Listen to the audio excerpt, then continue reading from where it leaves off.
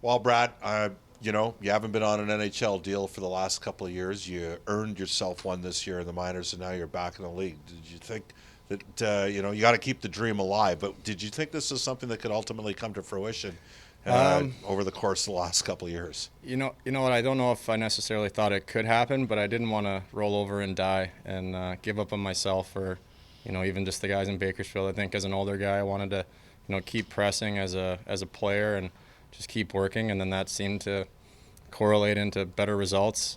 And here we are today. Jay said this you were better this year than the past couple of years. Was there something specifically you worked on that has gotten you back in the National Hockey League? To be honest, I stayed in Bakersfield last summer just with the pandemic, and we worked with Travis Lay, our trainer in Bakersfield, and just adjusted a few things, a lot more emphasis on cardio, changed up my diet, and then I think just with maturity, having two kids, life away from the rink is a lot more settled. So coming to the rink and putting on your skates is something that I enjoy every day, and that's just kind of the outlook I have.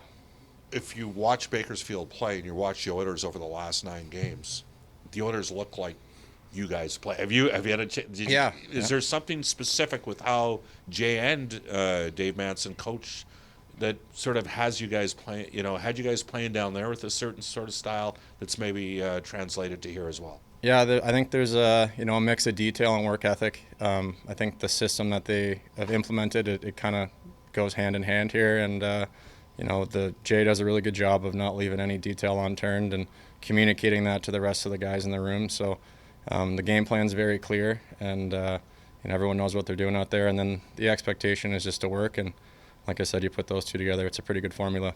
You showed some gamesmanship in the last preseason game that you played in Everett. They were running around a bit, and you settled a couple guys down. I mean, that just sort of, not that you're an enforcer in any way, but just part of maybe some of what you bring at times. Yeah, I mean, just I've known my role. I'm a fourth line guy and an energy guy. So if I get the opportunity to go out there, again, it's detail and work ethic. I think that's one of the reasons I've had success under Woody is just trying to be able to play within a structure with a lot of effort, and he rewards guys for that. So that's kind of what I've been leaning on. Do you appreciate it more now than maybe you would have when you were a little bit younger because you don't know how long this is going to last?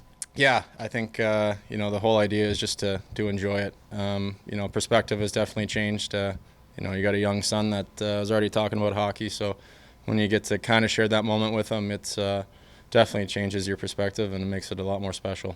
Is there anything you think you can do to make it a full-time spot up here? Anything that they've said they want to see from you that can make it long-term? You know what? I think at this point it's just game to game, but it definitely helps coming into a situation like this as a call-up with coaches that you're familiar with and they're familiar with you. I think there's a lot of understanding on both sides, so I know what they expect of me as a player, and then I think if I just keep applying, like I said, the details and work ethic, whatever happens, happens.